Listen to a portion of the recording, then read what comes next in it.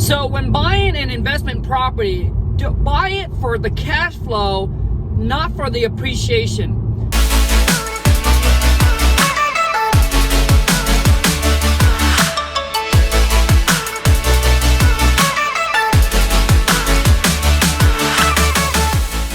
The people that buy investment property, rental property, that is banking on appreciation is the one that lost their shirts and their panties, dude, when the market crashed back in 2008 and 2009. You see, appreciation, it's just a bonus. So if you're buying an investment property, right, if you're not getting cash flow every single month, you're just buying it just because you want, hoping for it to appreciate. And yes, real estate does appreciate over time, but if it's not paying you and you're paying it, dude, it becomes a liability, not an asset. Be sure you understand that. And I know some of you probably say, you know what, Kong? I live in an area where everything is expensive where I live, and it's hard to get the cash flow. There's no rules that you have to buy in your area. So think outside the box and stop trapping yourself in the box. I think in every state, right, there are areas where price is really high, medium price range, and low price range. Here's how I buy my rentals.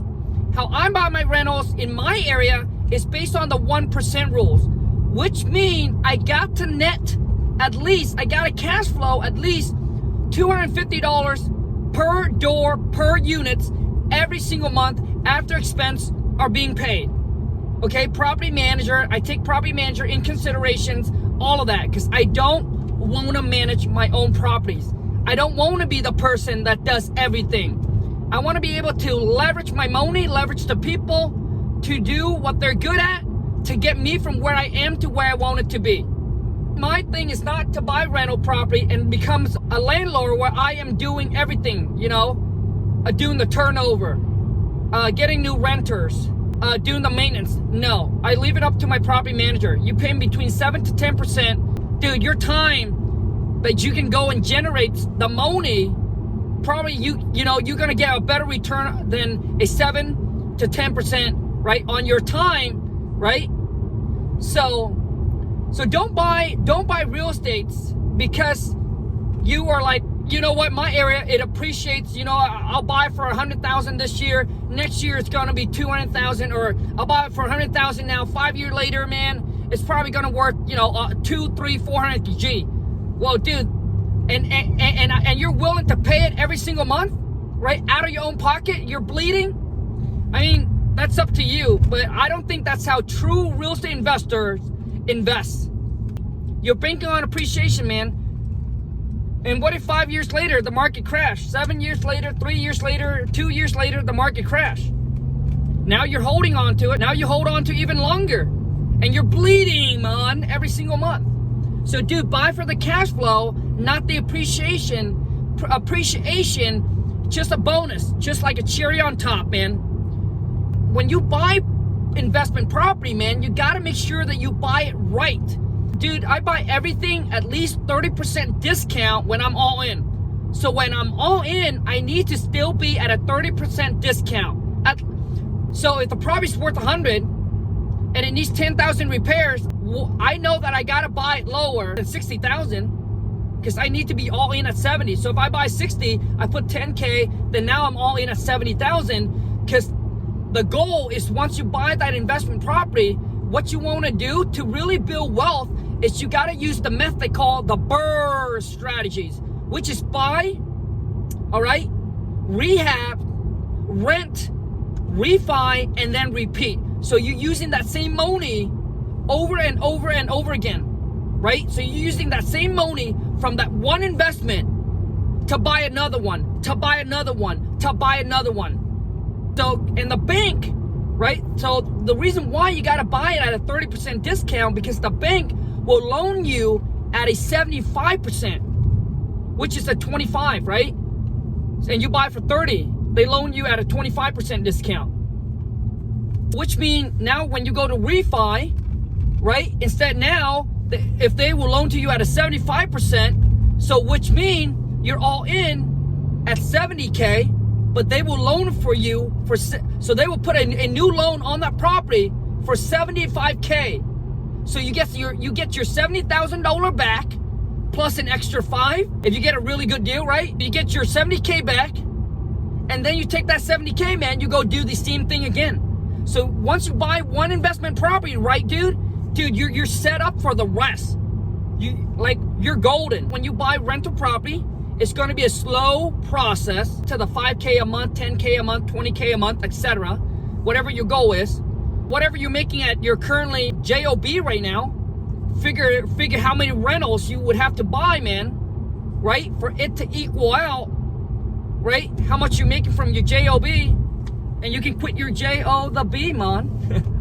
But what I like to do, here's something I want you guys to understand. Before you buy your cash flow, I highly recommend that you build up your cash cow first. Which means, now it depends, everybody's goal is different, right? If you're young, you still got the hustle in you, build a cash cow. What I mean by that is build a business that pumps you cash every single month. And that's why, man, I teach you how to wholesale real estate, and then you take that money from wholesaling, you buy rental properties. Tax advantages, right? For tax advantages, getting cash flow every single month, basically now turning that money, right, into that money, making money for you every single month. So before I buy any of my rentals, man, I was focused on building my business first. So if there's maintenance or anything that comes up on your rental, man, you got the active income, right? The cash from your wholesaling business or whatever business you're doing, fund that repairs. You always got to make sure, man, you got some cash reserve as you building up your rental portfolio. Because if something big happened, man, you got to make sure that you still have some cash reserve to fund the repairs. And that's why it's very important to not over leverage where you have lots of property, but your cash poor in the bank where you don't have enough cash. If some emergency comes up, you can't handle it, man. Very, very important. So I highly recommend you build your cash cow first. Focus on building your business first, because when your business start out, it needs fuel, right? Which means it needs the money, man, right? For you to market, for you to take your business to the next level. So it needs fuel. But if you cut off the fuel, right, and you take that money and you shove it into a rental property, guess what you're doing, man? You're slowing your business growth down, right? It slows your business growth down, man. And you gotta understand, passive incomes, it gives you drips. It gives you only little tiny drips a month. Like I said, you know, to take a business to 10 to 20K a month or 5K a month, boom, you can do it a lot quicker than the passive income. You know, because the cash flow only gives you little drips. It's a long-term play, man. It's a long-term game, right? But you don't have to work for it, right? It's that money working for you. You need the cash cow to pump out a lot of cash first so you can invest that into passive income. Anyways, that's all I want to talk about in this video. I hope this video added a lot of value to you. For those of you who's new to the channel, welcome to the Wholesale to Million family, where I teach you how to make money wholesaling real estates. All right? Create a badass 6-figure a month wholesaling real estate business where you don't buy the property, you don't fix the property, you don't need no license, you don't need no credit, very little to no money needed to get started. You don't need a license, you don't need a college degree, a GED. I'm a high school dropout. All this can be learned, all this can be taught. My question to you is, do you have the work ethic, the patient and persistent enough, right, to make it happen? So if that's you, be sure to smash the thumbs up, hit that subscribe button, turn on the bell notification, and let's go get this money.